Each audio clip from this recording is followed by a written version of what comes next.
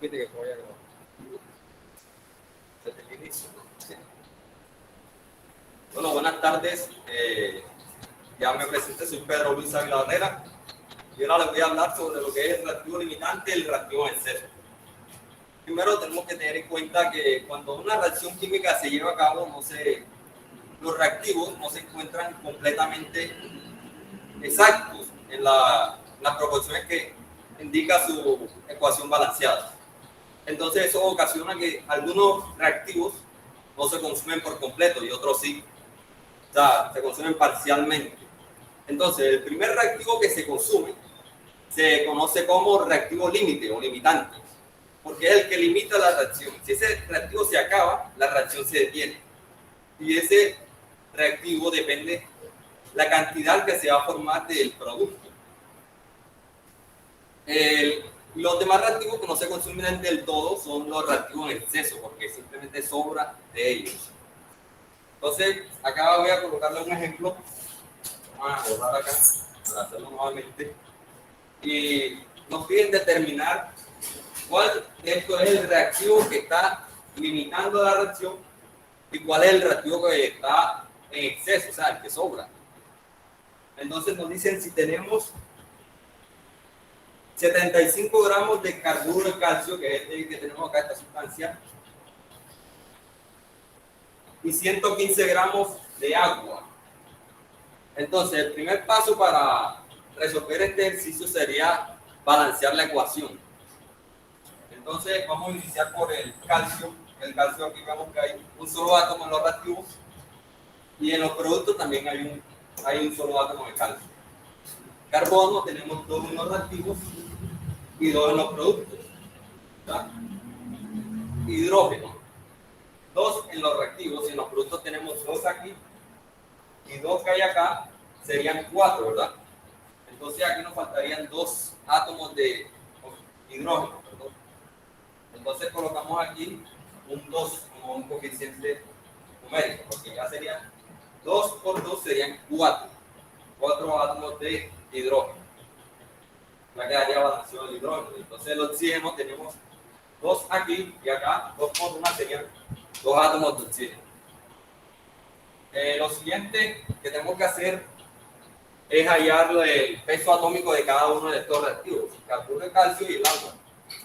Entonces, para eso utilizaremos la tabla periódica en la cual nos indica la masa molar de cada uno de estos elementos. Entonces, iniciamos con el carburo de calcio. Como el calcio en la tabla periódica y vemos que tiene su peso atómico de 40. Vamos a colocarlo aquí. 40, ese es el calcio. Calcio tiene 40 gramos de peso atómico. Y el carbono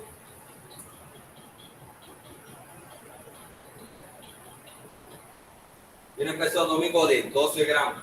Entonces, vamos a buscar el carbono, 12 gramos. Pero si nos damos cuenta, tenemos 2 átomos de carbono. Entonces, ese 12 lo multiplicamos por 2. Y eso sería igual a 24 gramos de carbono. 24 gramos. Listo, entonces ya calculamos el peso de los 2 elementos que componen la sustancia. Entonces, ahora sí, simplemente con sumar estos 2 ya tendremos el peso atómico de toda esta sustancia. Entonces, carburo de calcio tiene 40 más 24 serían 64 gramos. 64 gramos. Vamos a colocarlo por acá arriba de él.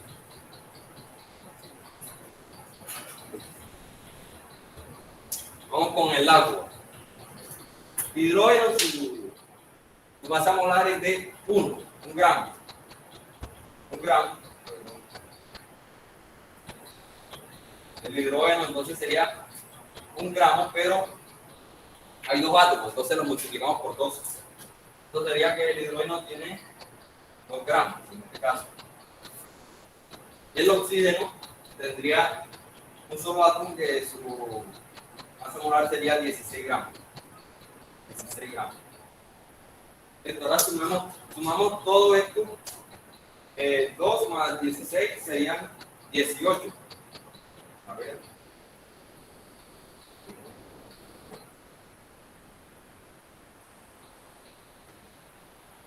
18, ¿verdad? Pero hay 2 moles de esta sustancia, entonces multiplicamos ese 18 por 2.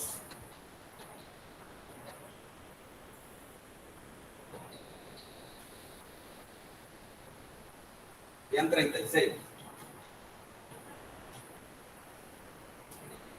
gramos de agua. Entonces, 36 gramos.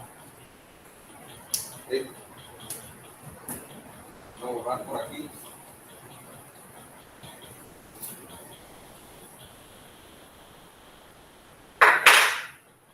Bueno, ya una vez que calculamos el peso atómico de esta sustancia, vamos a proceder a organizar los datos que nos dan el problema para que resolvamos esto. Entonces, nos dicen que tenemos 75 gramos de carburo de calcio. Por acá, 2 gramos, igual a 75 gramos.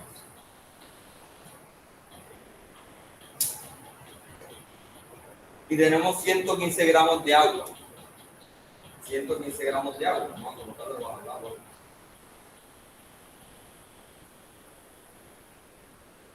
¿Qué debemos hacer? Vamos a pasar esos gramos a moles. Entonces vamos a colocar aquí los moles. Lo representaremos con la letra N. N minúscula, que es de moles.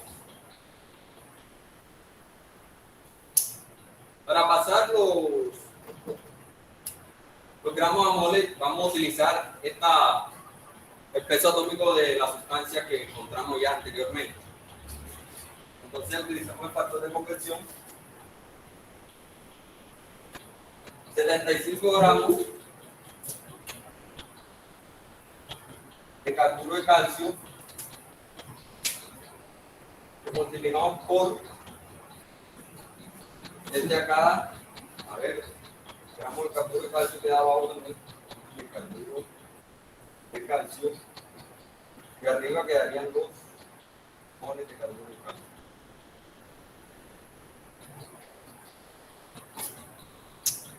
Entonces, 1 mol de carburo de calcio, ¿cuánto sería? 64 gramos, ¿verdad?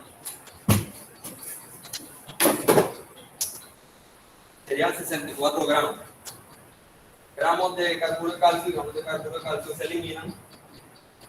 Entonces tendríamos que hacer ya la división, la operación. 75 por 1 sería 1 y deberíamos dividirlo entre 64, ¿verdad? Una calculadora por eso. 75 entre 64.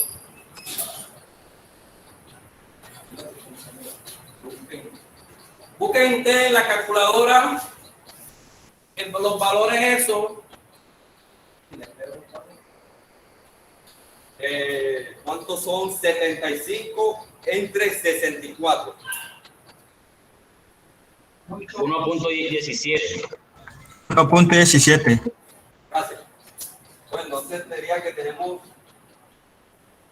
1,17 moles de carburo de calcio. Carburo de calcio, ¿sí es? Entonces acá en los moles vamos a colocar ese valor que acabamos de ayer, que sería 1,17. Ya.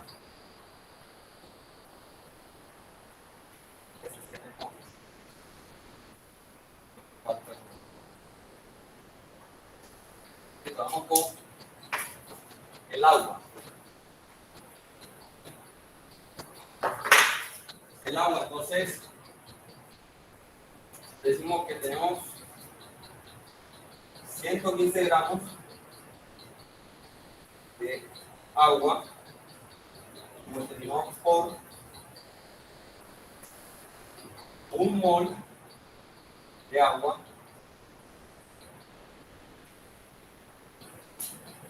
que 1 mol de agua sería igual a 36 gramos, ¿verdad? Entonces, 36 gramos de agua, así 2 horas.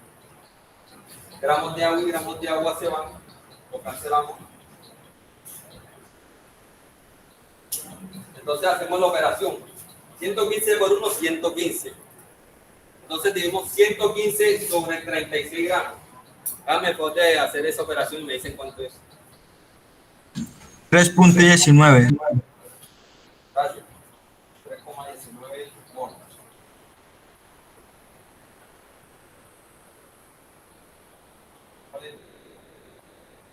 Listo, entonces vamos a ver ese valor acá. 3,19.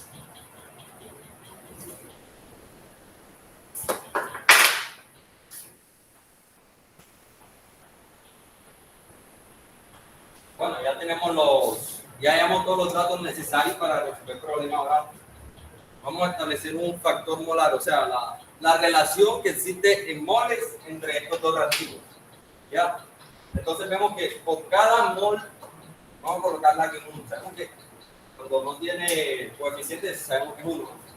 Entonces, por cada mol de agua, de carburo de calcio, perdón, reaccionan 2 moles de agua. Vamos a expresarlo acá.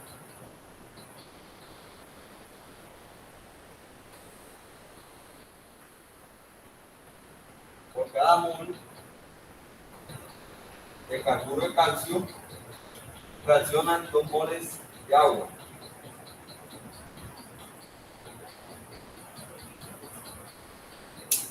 O sea que cuando reacciona el mol de carburo de calcio, reacciona el doble de este compuesto.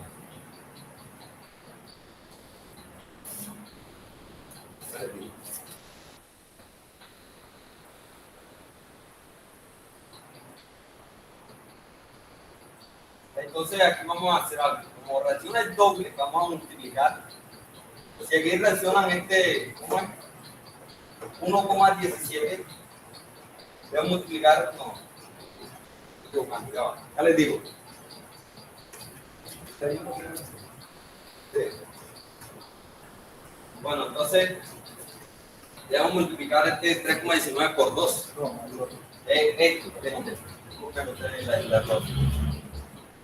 Para que lo comparen con esto. Entonces, me falta hacer esta operación. 1,17 por 2.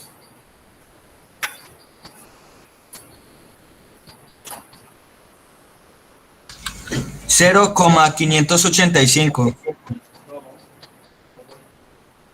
1,17 por 2, debe darte el doble. Multiplicación. Multiplicar. 2,34. Así es, ese sí. 2,34. Si quieres, para que lo comparen. 2, ¿qué? 34. Exacto. O sea que cuando reaccionan 1,17 moles de carburo de calcio, deben reaccionar 2,34 moles de agua, que sería el doble, ¿verdad? Como lo habíamos dicho. Porque reacciona y entonces reaccionaría el doble. ¿Ya? Entonces, si queremos que reaccionen los 1,17 gramos, moles, perdón, que nos dan de carburo de calcio, tendría que reaccionar solamente 2,34 gramos de agua. Pero ¿qué sucede? Que no tenemos 2,34, sino que tenemos 3,19. Entonces nos sobra, ¿cierto? Entonces diríamos que, vamos a colocarlo aquí, el agua, H2O, es el reactivo en exceso, porque sobra de él, no sobra. Y el carburo de calcio sería el reactivo limitante, porque es el que limita la reacción. O sea, apenas se acaba este compuesto, hasta ahí quedó, ahí se frenó la reacción. Entonces este sería el reactivo límite. Bueno, esta ha sido toda mi exposición, mi explicación. Espero que me hayan entendido. Muchas gracias. Excelente. Excelente aporte de Pedro. ¿Qué preguntas le pueden hacer a Pedro sobre lo que él les explicó?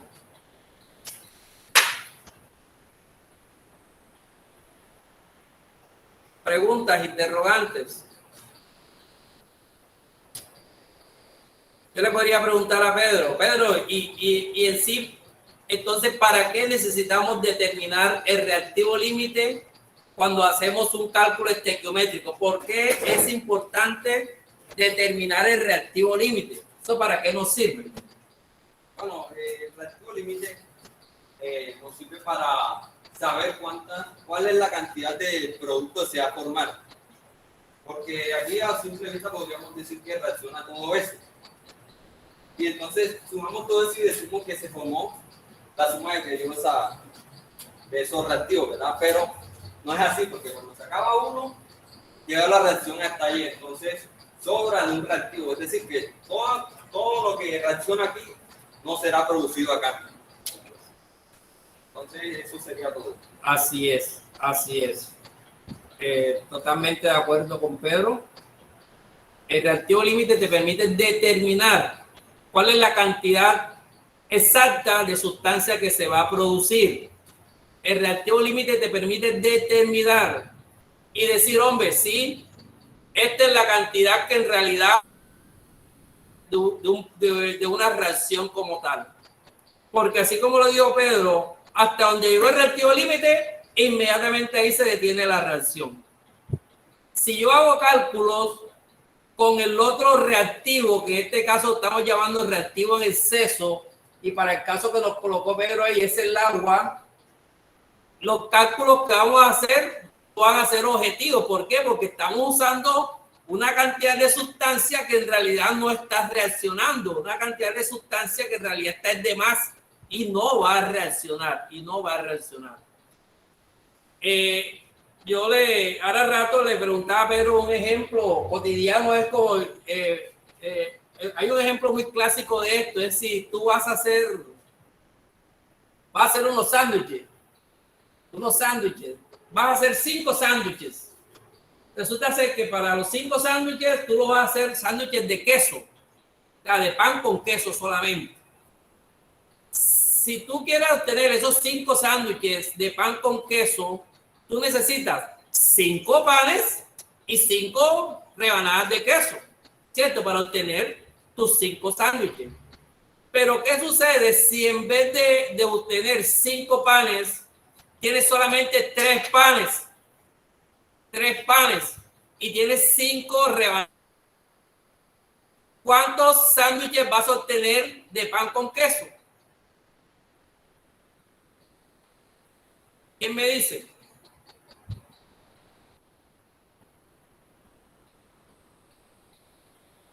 Si en vez de 5 panes tienes 3 panes, pero tienes las 5 rebanadas de queso, ¿cuántos sándwiches en realidad vas a obtener? ¿Cuántos, Pedro? 3. 3 solamente. 3. ¿Por qué? Porque solamente tienes 3 panes. Ya, en este caso, ¿quién va a actuar como reactivo límite? Los panes, porque él es hasta donde llegue el número de panes que necesitas, es lo que vas a obtener. Y así funciona el reactivo límite. El reactivo límite, la reacción llega hasta donde uno de los reactivos se consuma. Porque si no hay reactivo, no hay sustancia que se combinen, lógicamente que no va a haber reacción. Química. Entonces, y así podríamos dar un sinnúmero de ejemplos de obtención de algo, pero que necesitamos unas materias primas. Apenas algunas de las materias primas que estamos usando se consuma, lógicamente que inmediatamente lo que tú quieres obtener no vas a poderlo seguir obteniendo porque se te agotaron una de las materias primas. Eso es de manera cotidiana como podríamos hacer una analogía de lo que es el reactivo límite. Entonces, gracias, Pedro. Muy buena explicación. Los amigos allá, ¿tienen alguna pregunta? ¿Tienen alguna pregunta? ¿Alguien más?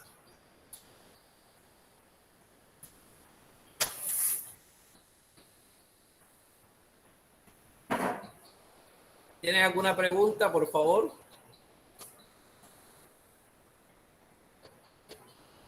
Ok, nadie tiene pregunta. Pues, listo, pues. Voy a seguir llamando